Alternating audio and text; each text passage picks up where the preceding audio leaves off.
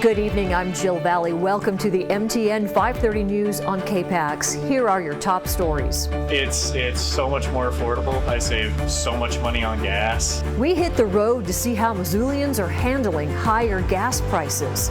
I ride along with Meals on Wheels Missoula as they deliver critical meals during a critical time. You know, this is a very special place. And the Forest Service meets with the community over Holland Lake Lodge's wastewater system.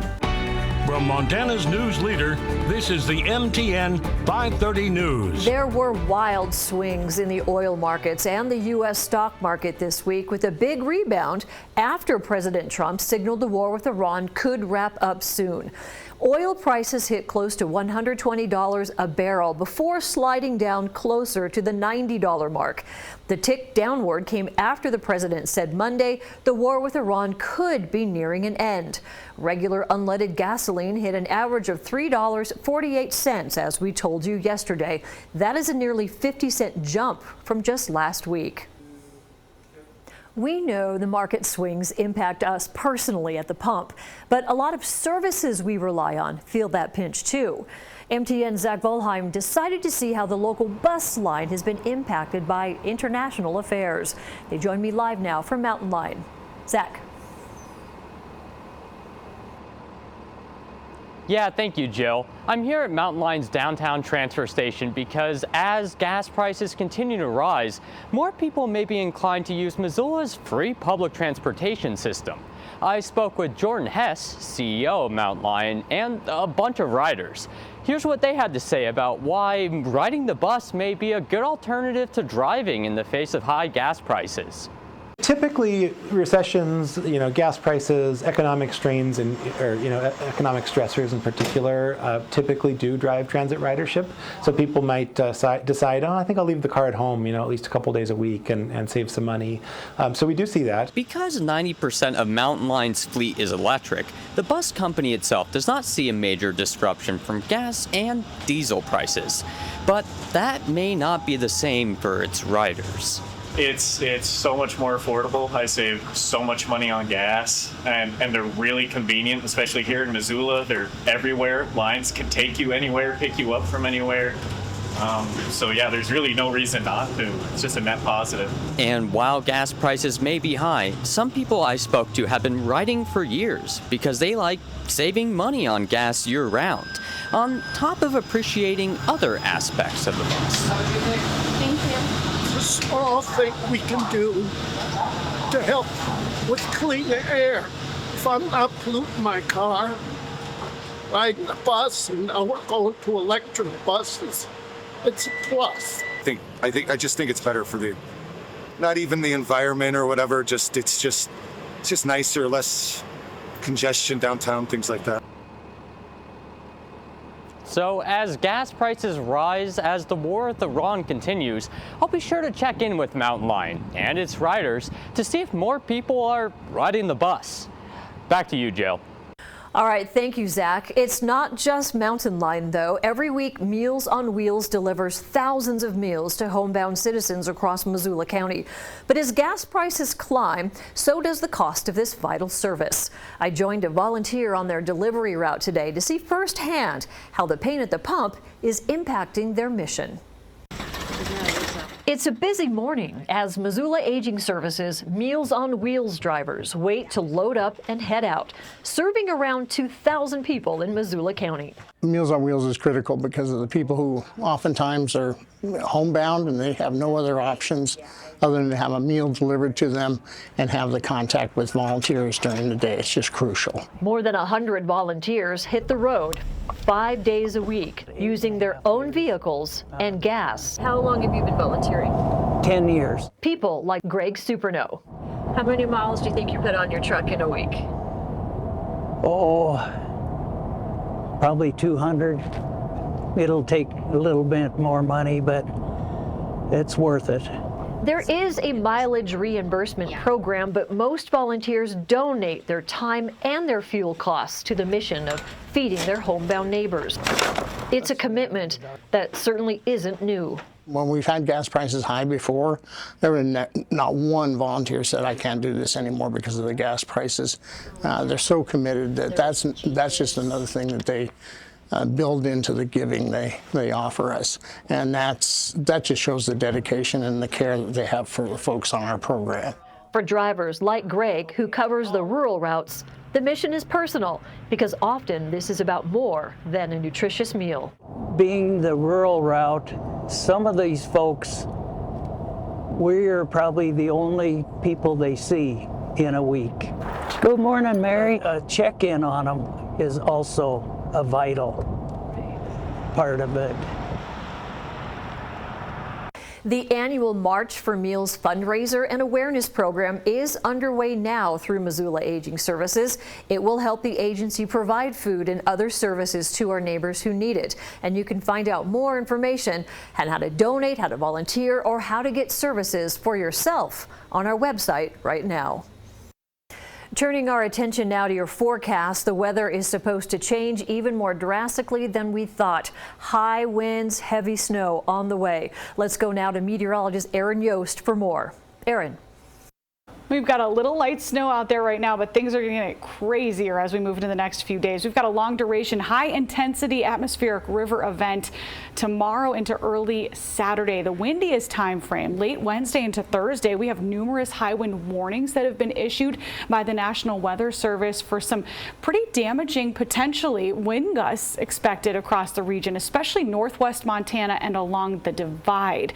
All the while, the valleys will see rain and quite a bit of it. The mountains will be getting absolutely hammered with snow. We're talking feet, folks. Got your full forecast ahead. A woman and a baby were killed last night in a crash along Highway 93 in Lake County. The Montana Highway Patrol reports a woman was driving south on Highway 93 near Arlee when she crossed the center line, colliding head-on with another vehicle. The woman and the baby died. The driver of the second vehicle was taken to the hospital but did not have life-threatening injuries. The Montana Highway Patrol is handling this investigation. In court news tonight, the man accused of shooting another man last week near a gas station in Missoula pled not guilty today. Brandon Wakefield, a former Marine, is facing a deliberate homicide charge for the March 4th shooting. Court documents state Wakefield was one of 4 fugitive recovery agents who tried to take the shooting victim, identified as Joshua Weichel, an alleged fugitive, into their custody. Wakefield is accused of shooting Weichel, who was trying to drive away from the scene but was surrounded by the men. Wakefield's temporary license to be a bail bondsman was revoked by the state. His bail was set at $200,000. His next court date is set for late April. Affordable housing has been a priority for many in western Montana as the cost of rent has climbed. The median rent price in Missoula in 2024 just over $1,300. That's why the Howard's Apartments was so important to tenants, as it provided cheap rent. But as MTN's Emily Brown reports, those tenants were asked to vacate, leaving many wondering how they'll afford where they go next. For years, Howard's Apartments downtown Missoula has been an affordable place for people to call home, but now renovations are requiring all tenants to leave, which concerns many about the affordability of their future. I've lived there for 12 years. It's a really good apartment. I really lucked out with the apartment that I had. In January, a notice was sent to 35 households by Karis Property Management, stating that the apartments above Main and Ryman Streets would be closing for serious rehabilitation. Hannah Frommelt has lived at Howard's for 12 years. Now she worries about where she'll end up. Now to find rent here in Missoula, I'm gonna have to pay 3 times as much. Rent varies per resident, but for many, it's less than $500 per month. Something people say is almost impossible to find in Missoula. Many of the residents are being rehomed in places that require more than a third of their income to cover the new rent in the new building that they're moving into. Karis Property Management plans to fix up the building, which is why residents are being told to leave, but not without resources. Jackie Peterson, Missoula area branch manager, tells MTN, quote, the property owner established a $50,000 tenant relocation fund to help cover moving expenses, security deposits, and other hardship-related needs. The property management team has conducted relocation meetings with residents. and has helped place 12 households within its own portfolio. That money, Frummelt says, needs to be used by the end of March, though. So if I don't find a place by then, it's not going to be helpful, but it has been really helpful in alleviating the stress of applying to different places. I don't have to come up with multiple hundreds of dollars for every $50 application fee, so I can just apply. That, I think, has been really helpful from Karis. I'm really grateful for that. Josh Decker with the Missoula Tenants Union says this is a loss of affordable housing when options are already scarce. After the remodel happens, there won't be nearly as many units, and the units will be available at market rate. The deadline for the remaining 5 tenants to vacate is this Friday, and Karis says they're working one-on-one with them to provide support. Still, Frummelt says the current state of housing in Missoula is frustrating and needs change. It has been just such a powerless feeling trying to get into reasonable housing that feels safe, and I don't know what to say how to improve the situation because it's citywide. It's not like it's just one property manager. In Missoula, Emily Brown, MTN News. Let's take a quick break, but Erin Yost's full forecast is ahead, and she is tracking that major storm that is headed our way. But first, a visit to the Swan Valley, where forest officials met with residents over Holland Lake Lodge. We'll explain next on KPAX. From Montana's news leader, you're watching the MTN 530 News. Continuing coverage tonight, the small community of Condon turned out last night for a public information session hosted by the Flathead National Forest over Holland Lake Lodge's wastewater system. There is a new proposal on the table to fix the system, which is why the lodge has been closed. MTN's Sean Wells was at that meeting. And does it lead to the expansion of the lodge similar to what Powder proposed, or even bigger than what Powder proposed 3 years ago? That's what I'm trying to figure out. A crowd gathered at the Swan Valley Community Hall in Condon Monday night asking questions to Flathead National Forest officials about a proposed long-term solution for Holland Lake's wastewater system. Last week, the Forest Service released a plan that would replace a portion of the existing infrastructure with a similar lagoon system. The current system is not operational due to a compromised lagoon liner. The proposal includes modernized components designed to handle the same amount of waste material as the existing system, but would be larger in scale. And there's reasons why they're slightly different sizes than the original design. One that's 25 years old. It didn't take into consideration the separation from the bottom of the facility to groundwater or the precipitation. And it didn't take into consideration the amount of use that could happen with the existing permit. Forest Supervisor Anthony Botello answered questions on everything from the lagoon size to whether the Forest Service would consider different design proposals. 5 times the size of the volume that's up there right now, and then it's planning to take in triple the volume that's ever gone through there in the last 20 years, so it's big. Missoula resident Dave Roberts is worried a larger lagoon system could lead to expansion opportunities for Holland Lake Lodge in the coming years. I think that is the big concern, is that it's leaving it open for another powder size expansion in the future. Botello says the lagoon has to be built large enough to hold waste for potential year-round use, which is allowed under the lodge's existing 20-year special use permit. He says owner Eric Jacobson has 5 years to propose a master development plan from date of purchase in October of 2024. The Forest Service has not received any expansion plans. We're going to ask him for a master development plan sometime within 5 years. He has not submitted that. To my knowledge, he's not even working on that. He truly, I believe, needs to get open and operate. He just needs to begin to operate the lodge. That is the Forest Service interest. Botello says the proposed wastewater system is not finalized, and the Forest Service is still taking public comment as they study different options for lagoon size. Because we're in the middle of our analysis right now, and these and comments like the ones we heard today really help us refine our analysis and ultimately influence the decision. Condon resident Grace Salodi was pleased with the open dialogue residents had with the Forest Service. We have a chance to do it right. Where so many places we can learn from where they got it wrong. So I think it's important for us to brainstorm. Sometimes it's difficult, sometimes it's unfun, but I think it's very important for us to share our ideas and learn and try to get this right. A final decision on the proposed wastewater system is expected this June. In Condon, Sean Wells, MTN News. We are buckling in for a long duration, high intensity atmospheric river event. Basically, a lot of wind and a lot of moisture. Got more next. Aaron Yost joining us now. We've already had newsroom meetings about how this winter storm is going to impact western Montana and you and Lewis, and so I guess it's hold your breath, here it comes. Here it comes, buckle in, folks. The one takeaway though, I want you guys to know, yes, this is an atmospheric river event. No, it will not be like what we saw in December. Good. It's the same mechanics, but we're not gonna see one after another. It's just one potent one right off the bat, and we're not gonna see rain up in the mountains. We're looking at snow, and heavy snow at that. So it's got its own bag of issues. If you have travel plans over passes or you have backcountry travel plans, rethink it. Things are going to get crazy the next couple of days. Let's go ahead and start that forecast.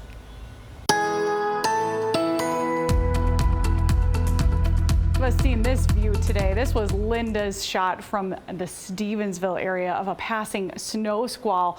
We continue to see that westerly flow pumping in the moisture. It's been really popcornish, if that makes sense, throughout the day today. A lot of convective snow showers out there. I mean, look at that on the radar. It looks equally as cool too from the visible satellite imagery, but we're going to hold on to this here as we move into the overnight hours, and it might actually pick up in intensity across some parts of northwest Montana, in particular the West Glacier region, where we have a winter weather advisory in place until 6 p.m. tomorrow for a little light snow. Out there right now, though, again, seeing those passing snow squalls. We actually just had one. It was almost not even visible, or the extended view, I should say, as a snow squall just went in front of the Providence ICAM a couple of minutes ago. But we've seen some sunshine out there today. It has been very chilly though. Our temperature is running a good 10 degrees below average for this time of year today. A lot of us right now only in the 30s, 28 right now for Seeley Lake. Our lows tonight equally as chilly. We're dropping into the teens to mid 20s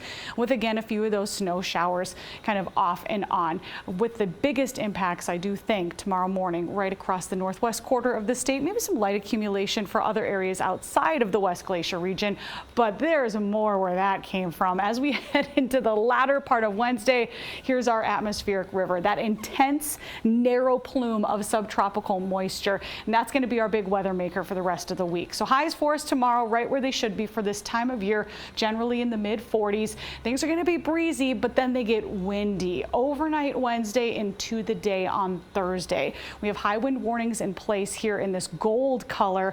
I will say the higher end of these wind gusts and where we're expecting to see the windiest conditions will really be across Lincoln and Flathead counties. That's where we're looking at gusts in the 50 to 60 mile per hour range, maybe some isolated gusts even quicker than that. So now is the time to prepare. On the flip side of that, our system's bringing in a lot of moisture. Now, for the most part, we're going to see valley rain, especially along and south of I-90. Could see some snow eventually up there in northwest Montana.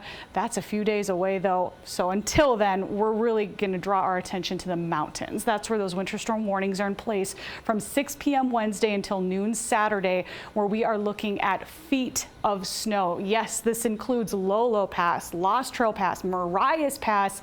There was one model predicting up to 60 inches there. So it is going to be a mess. This is as we move into the day on Thursday. Notice a little bit of green still there, indicating some valley rain or a rain-snow mix, but a lot of folks seeing that snowfall. If you have travel plans, please reconsider.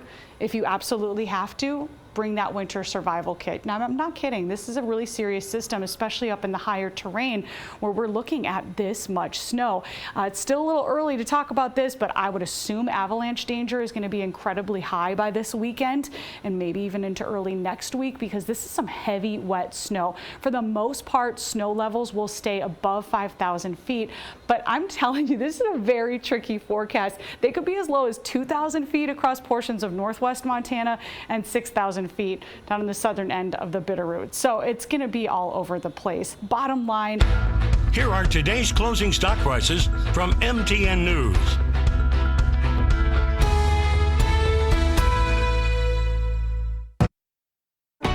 From Montana's news leader, you're watching the MTN 530 News. The Bobcat women hit the court in Boise today for their shot at a Big Sky Championship game. This comes after MSU ran right past the Lady Grizz over the weekend. MTN's Tony Wetmore was again courtside to bring us those highlights. Starting in the fourth quarter, Bobcats up 2 with 6 minutes to go. Brooke Vatu gets the bucket. Cats lead by 4. Now trailing by 1, Taylor Cheer goes to work in the paint and finds Izzy Bunyan for the 3. Cats up 2 again. Bobcats now trailing by 3 with under 2 minutes to go. Addison Harris will get the bucket after the tough finish in the paint. Bobcats trail by 1. Eastern Washington gets the inbound, and Ella Gallatin will get the bucket as Cats are behind by 3 now. Chiric looking, she'll find Bunyan again, who drives in for the score, bringing it back to a 1-point game. Now down 3 for the Bobcats with 16 seconds to go. Jamison Phillip gets the layup, now trailing by 1 once again. After Eastern Washington is able to answer, it's a 3-point game again. The Bobcats swing the ball. Breanne Bailey will get it. She'll take the 3 with seconds to go and got it. Tie game. 10 seconds left in overtime now. Chiric's free throws make it a 2-point game. And with 6 seconds to go, Eastern Washington will get it up the floor. Looking, can't get it to go as the Bobcats win 79-77 and advance to the Big Sky Championship game at 3 o'clock Mountain Time on Wednesday. Reporting in Boise, Idaho, Tony Wetmore, MTN Sports. I've been telling you all week, catch all of the action in Boise over on the Spot MTN. That's your home for the Starch Madness Tournament. Follow your favorite Big Sky teams as they try to punch their ticket to the NCAA tournament. Visit mtnmontana.com to find out how to watch.